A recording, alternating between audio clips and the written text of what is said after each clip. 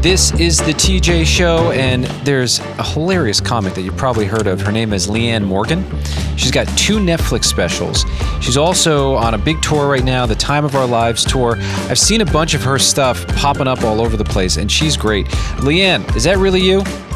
Yeah, it's me, you doll. Guys, look at this. Leanne Morgan. I'm so happy to have you on the show. First of all, thank you. You don't look like the traditional grandma, but you are a grandma. Oh. And you shared something that I could definitely relate to it. So I have kids, and you were talking about some of the boundaries that your kids tried to put up with you as the grandparents, right? Like they started making all these rules for you. Yeah, I was talking about when my boy, they've got my 2 grandbabies, but yeah, when they were having that baby, they said crazy mess about what we could not do, what we could do, and all that, and I thought, yeah, because I remember breastfeeding my first baby and hallucinating. I was so tired, he breastfed on demand, and I would have given anything if I'd have lived near my parents and they could have helped me, and so I thought, all this, they can say all they want to, they're going to need me, and they're going to end up just letting that little baby off in the yard. And they did. And there's 2, and they just let 2 off in the yard. And they're coming over today, and yeah, they need us. And so, yeah, right. All that is a bunch of crap, y'all. It's all this to it. It takes a village to raise a bunch of kids. Yes. Right. And Leanne, you're so right, because like my dad loves candy still. He's a grown adult. Yeah. And he will bring the kids candy. And every time I want to be like, don't you? And then I go, but wait a minute, it's free babysitting. Yeah. All right. You got to take it. They're going to have to work through the milk duds. Mm-hmm. They're going to have to figure out how to eat a whole package of M&Ms like Grandpa. Right. And I'll see you guys later. Bye. Yeah. I'll take care of the dentist bill, I guess. Yeah. And y'all, I'm feeding M&Ms. I do that too. But I've never been so in love in my life than these babies, honey. It's the best thing that's ever happened to me. Well, listen, if you ever want me to drop off my kids, I mean, we're always looking. I'll tend to your kids. She'll be grandma to your kids too. Okay, so we're talking to Leanne Morgan. She's great. She might be actually in your neighborhood real soon. She's going to be in Montgomery, Alabama. She's going to be in Pensacola, Florida. Look up all her tour dates. She's all over the place. Toledo, a lot of places. And her sitcom on Netflix just got picked up for season 2. Yeah, congratulations. That's awesome. Congrats. Thank y'all. Leanne, there's something I want to bring up. I think that you can probably comment on this. So our producer, Heather, she's a big fan of stand-up comedy. I mean, we all are. But I think Heather actually wants to do comedy deep down. And she'd be great. And she's very funny, and she's definitely got a comic mind. Mm-hmm. And I keep trying to tell her to do it. But one of the parts of your story that she took note of, but that I also love, is that you really took off later in life. It's sort of like in your seasoned years, I would say. And it's sort of like the Steve Martin story, where if you read about him, there was a lot of foundational work that was going on. And obviously everyone has their different path. But what would your advice be? I mean, I guess this relates to comedy, but also it can relate to really any line of work. People can start to get a little older. They feel like their ship has sailed, and maybe they don't have a chance to step into what they always dreamed of. How did you do it? And what would you tell that person to get to that space where they can really do what they're dreaming of? Okay, my darling. I've been doing stand-up for 27 years, and I got started when I was 32 years old, when my baby child was 18 months, and she's 28.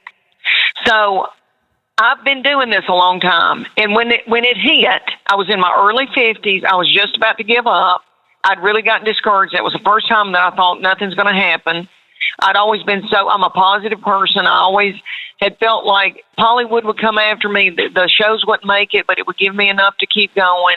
And I was raising my children in Knoxville, Tennessee.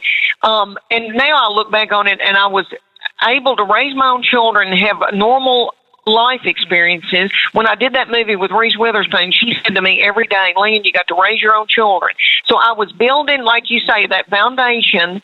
I was honing this craft. And when the time was right, which who knew it was going to be in my early 50s, when I feel like I had lost my bloom, I thought I'd be so much prettier, younger, and thinner on TV, but whatever. So anyway, then it hits in my 50s. But y'all, it makes sense to me because it took me that long, because it is a craft to hone.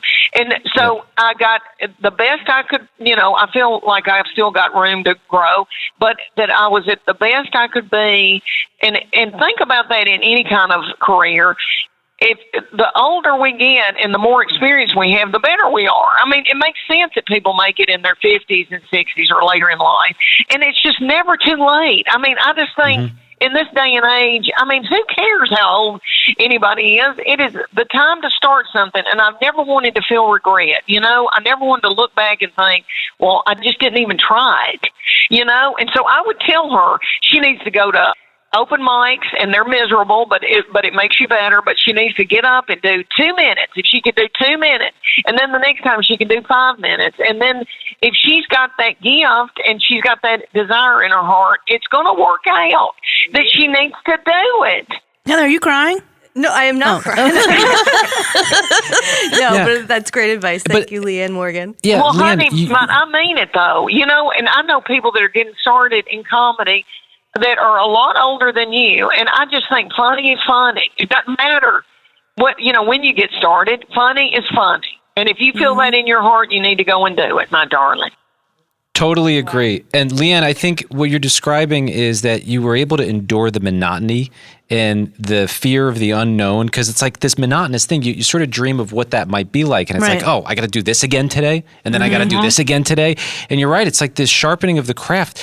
You can get so convinced with social media that it's an overnight thing. It's never an overnight thing. It's never an overnight thing. No. And the people who it looks like it's overnight are, you know, or like a candle and it blows out. I mean, it is something, everybody, whatever it is that you're trying to do, you just get better with time, you know, and more experience and all of that. And I feel like it all came together in my early 50s. I'd been doing not the same material, but I've not changed. And all of a sudden it was like a light went off in a room, and I had this fame, and, you know, Netflix was after me and all that. And who knew it was going to happen like that? But it has been a blessing. And I feel like this, y'all, I've already raised my children. They don't need me like they did. And so I can go on this big tour of 150 cities. I've got one child with me. She does my makeup. She's in my makeup she's in the union in LA and for Warner Brothers. And so I get to be with her, but I get to have this unbelievable life after I've gotten to raise all these precious children. I mean, it's been a blessing, and I still feel good. I'm 60. I take a lot of magnesium at night and some vitamin D at 3 in the morning. And sometimes I retain fluid on a plane. I hate to say that from these good-looking men, but I do. But I still feel good, and I want to go and do, you know? And I was just in a movie with Judd Apatow and Glenn Powell. All right, hold on. Yeah. You described that you keep the bedroom so incredibly cold for your poor husband. And I am dealing with this same issue. Yes. And I've been dealing with it for years. I have to freeze at night because I love my wife so much. Why are you doing this to him? You've got 2 fans. Oh, that's sweet, you angel. 2 fans blowing on you from different directions. Why are you so cold? And when is this going to stop? It's never going to stop. Well, I mean, maybe in my 80s. My little mama's cold now. So, okay, you're just going to have to put on a toboggan. And some flannel pajamas and a pair of socks, okay? And then you need, on your side of the bed, you need to get a heating thing, because I'm going to get a cooling thing on my side. I told him the other day, I'm getting a cooling thing. It's a chill pad or something, and it costs a lot of money, but I'm going to have to, because I told him, I go, if you want me to make money, Chuck, which he wants me to make money, he works me like a mule, y'all. And I said, I'm going to have Your husband, Chuck? Yes. I said, I'm going to have to sleep at night. And he has been turning that thermostat up to 70 behind my back. And I wake up and I'm sweating behind my knees and in my elbows. I mean, in my crook of my arms. And I got a beagle in my butt. Okay, so everybody needs to listen to me. The women have got to have that cool. So these men are going to have to put on layers of pajamas, possibly a toboggan, keep the heat going in your head, and let us because if I don't have sleep, I am cranky. I'm a very positive person. I got that from my mama. But I have told Chuck Morgan, this is all I ask for you is to keep that thermostat down. And I swear he tries to do that behind my back. I didn't mean to go off on this rant. No, Leanne, I hear it loud and clear. I feel my blood only time pressure's she's up. hot. I was hoping for a different answer, but listen, I married up. I don't get to choose the temperature That's right. in the bedroom. Get a heating system on your side of the bed, TJ. Leanne Yeah, Morgan, get that heating system. Okay, you doll. we're huge fans. Keep up the great work. Hopefully we get to meet you in Thank person you. at some point.